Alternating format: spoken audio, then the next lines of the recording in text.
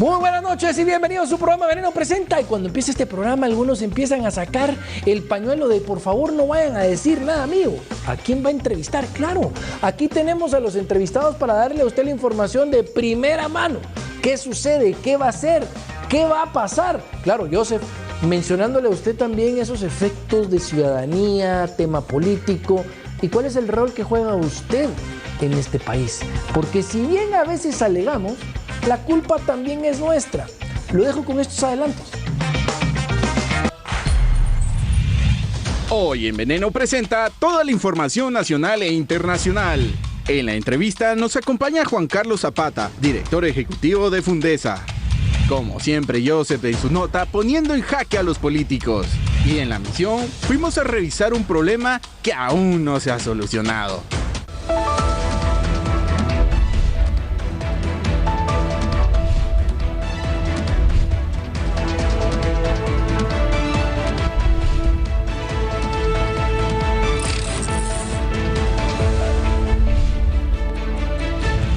Y empezamos con las noticias, porque no nos queda de otra. No todo es color de rosa, ni todo tampoco es malo. ¿Le parece? Empecemos.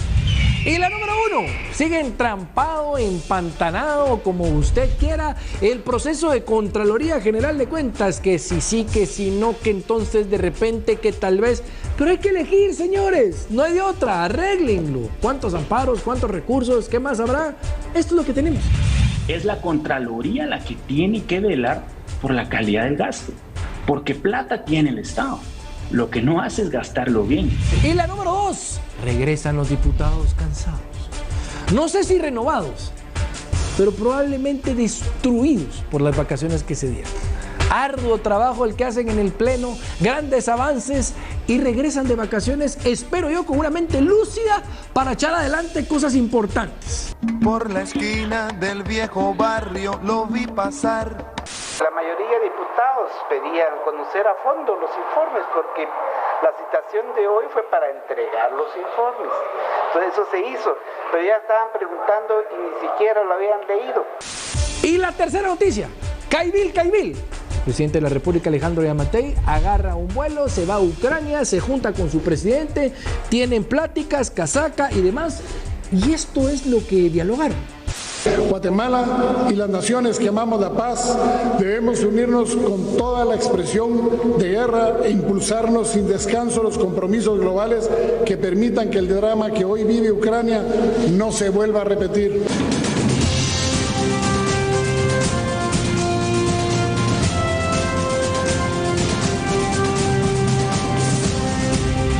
Muy buenas noches y bienvenidos a su programa Veneno Presenta. Hoy nos acompaña en la entrevista el director ejecutivo de Fundesa, a quien le doy la bienvenida. Juan Carlos, ¿qué tal estás? Muchas gracias, Luis. Un gran gusto saludarte y gracias por la invitación, como siempre. Bueno, veo que Fundesa siempre está en la jugada, ¿eh? O sea, obviamente como cualquiera, siempre hay elogios, hay críticas, hay muchas discusiones, pero cuando hablamos de echar a andar proyectos para el país, pues habrán siempre opiniones encontradas. Algunos estarán a favor, otros estarán en contra. Pero lo que sí es que hemos visto que últimamente, y digamos hace una semana o hace un par de días, han entregado a ustedes una propuesta, digamos, de migrar a lo digital, de tratar, digamos, que todo ese tramiterío que al final de cuentas compromete el tema económico, que no nos permite desarrollarnos, ser más eficientes, se arregle de una vez por todas en el país.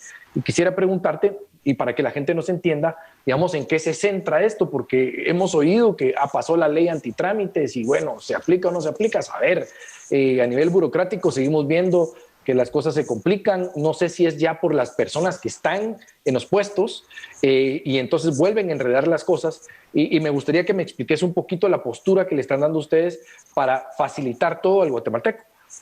Muchas gracias. Definitivamente lo que hemos visto es que este gobierno ha implementado una buena estrategia de poder fortalecer las capacidades digitales en varias instituciones y como una política de Estado se ha fortalecido las capacidades de la digitalización en el país. Y esto con varias acciones, porque yo creo que el convenio que se firmó la semana pasada, el día viernes, precisamente va en poder fortalecer parte de lo que ya se ha hecho, la aprobación de la ley antitrámites, los esfuerzos por tener una ventanilla ágil de construcción, una ventanilla ágil de inversiones, el Ministerio de Trabajo también, que ha digitalizado mucho los procesos para poder tener todo el componente de búsqueda de trabajadores para la migración legal hacia Estados Unidos, también toda la digitalización que ha tenido la SAT con la factura electrónica. Entonces, lo que vemos es que hay muchas instituciones públicas, tanto del Ejecutivo, del organismo judicial, de instituciones autónomas, que han emprendido. Por supuesto que la pandemia creo que ayudó muchísimo a generar una cultura de digitalización y lo que vemos es resultados muy positivos y que ahora con este convenio de cooperación lo que vamos a colaborar es poder entre diferentes instituciones, tanto públicas como privadas, apoyar los esfuerzos de digitalización para poder atraer más inversión. Este convenio fue firmado por el Ministerio de Finanzas, el Ministerio de Salud, el Ministerio de Ambiente, Agricultura, la Comisión Presidencial de Gobierno Abierto y Gobierno Electrónico, la Municipalidad de Guatemala y, por supuesto, pues la Contraloría General de Cuentas, además de Fundesa, que estamos coordinando un apoyo técnico como parte de la iniciativa Guatemala no se detiene. Y es que Guatemala no se detiene, pues ya ha firmado con esto 4 convenios. Se firmó uno para la atracción de inversión, uno sobre infraestructura, uno sobre capital humano y ahora este de certeza jurídica para la digitalización. Y te iba a preguntar algo, porque se me ocurre ahorita. O sea, Guatemala comparado con los países a nivel mundial en temas de digitalización y lo que me has planteado ahorita, ¿estará años luz atrás? Hemos mejorado. Te diría que en el 2018 hubo una línea base, le llamo yo, porque ese estudio del BID que se llamó El fin del trámite eterno ponía a Guatemala en los últimos lugares. Pero te diría que en los últimos 3 a 4 años hemos avanzado mucho. Guatemala, yo te diría que hoy por hoy ya está muy parecido a países de Sudamérica como Colombia, Perú, Ecuador, donde sus servicios digitales pues son más robustos.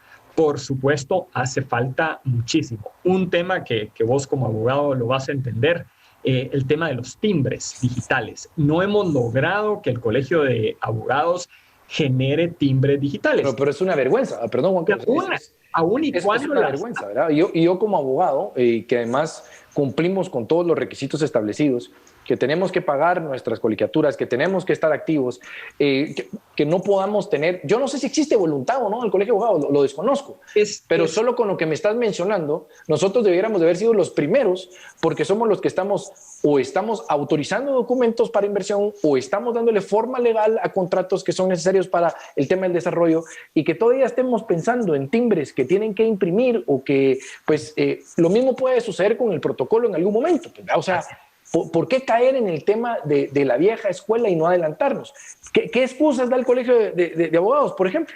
Nosotros lo que hemos visto es que primero existía la limitante de que la SAT no había permitido los timbres fiscales. Eso ya cambió a partir de la semana pasada, ya salió la noticia donde la SAT autorizó timbres electrónicos. Justamente esta semana estamos solicitando una reunión con el Colegio de Abogados para poder hablar de este tema. ¿Por qué? Porque estuvimos con la presidente del organismo judicial la semana pasada, estuvimos hablando de los avances que está teniendo el organismo judicial en la digitalización, por ejemplo, de que ya se pueden hacer algunos juicios en línea, de que ya para ciertos casos, por ejemplo, de divorcios, ya se pueden hacer a través de plataformas digitales, que para ciertos reos muy peligrosos ya no los tienen que trasladar a la torre de tribunales, sino que se pueden hacer en algunos sitios específicos dentro del sistema penitenciario. Entonces, la digitalización dentro del organismo judicial ya está avanzando, ya de hecho tienen un plan, nos enseñaron un poco la estrategia que están abordando,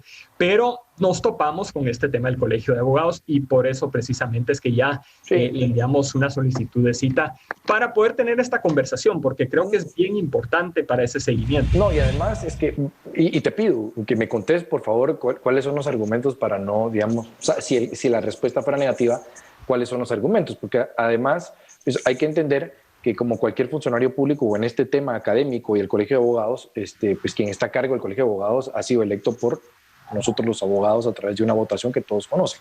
Y sabemos además la importancia que tiene el presidente del Colegio de Abogados en un sinfín de cosas, incluso en puestos públicos. Ahora, entiendo, Juan Carlos, que el tema de la digitalización es eficientar, es recortar los tiempos, es sobre todo también buscar una transparencia.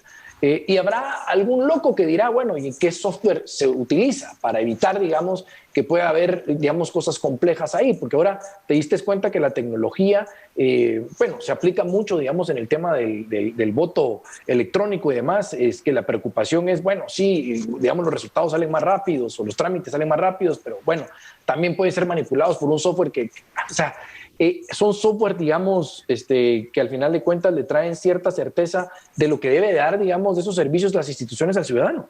Definitivamente, y lo que nosotros estamos viendo es que en la medida en que vos puedes ir digitalizando los trámites, los procesos, primero eliminar aquellos que no sean necesarios.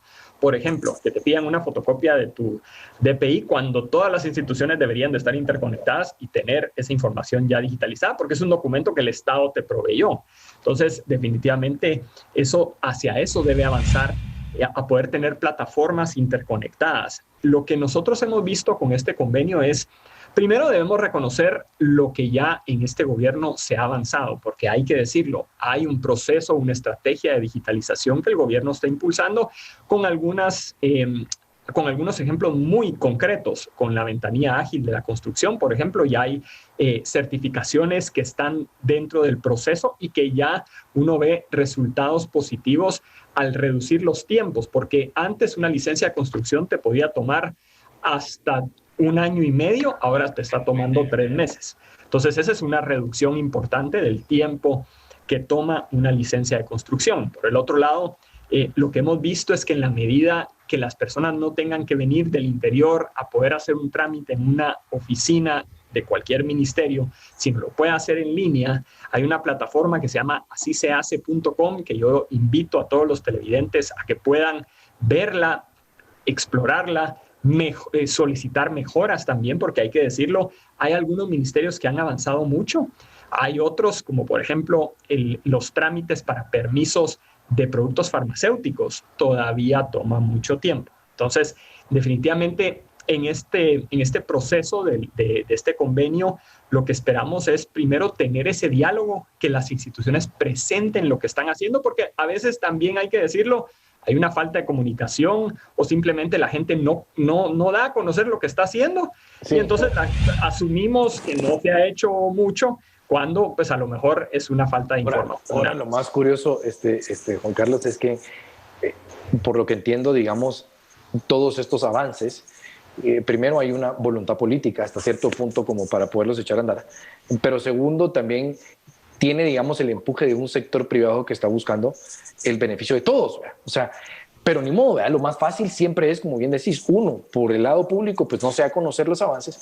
y por el otro lado es que la percepción, lo que se está buscando es decir que el sector privado pues no sirve, que el sector privado esto, que el sector privado lo otro, pero a ver, esto le está pegando a todos los guatemaltecos, va a recibir beneficios inmediatamente y está siendo impulsado por un sector privado. O sea, ¿por qué crees que, digamos, este tipo de cosas no se valoran? ¿O por qué este tipo de cosas no se les da la importancia que amerita? Pues porque si no hubiera una institución como la de ustedes o no hubiera un sector privado, puede ser Fundesa, puede ser cualquier otro, que empuje, que lleve, que busque los contactos, es decir, para tratar de avanzar en cualquier tema que beneficie al guatemalteco, estoy seguro que no sucedería.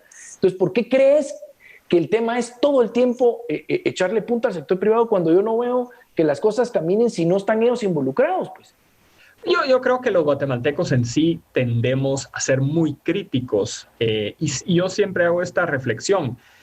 Al guatemalteco siempre, cuando le preguntan cómo está usted y su entorno familiar, dicen que todo va bien, pero cuando le preguntas cómo va el país o cómo va algo que está fuera de su entorno familiar, siempre va mal. Entonces, ¿cómo ir cambiando esa cultura de la crítica y pasar a una crítica constructiva? Creo que eso es fundamental en nuestro país.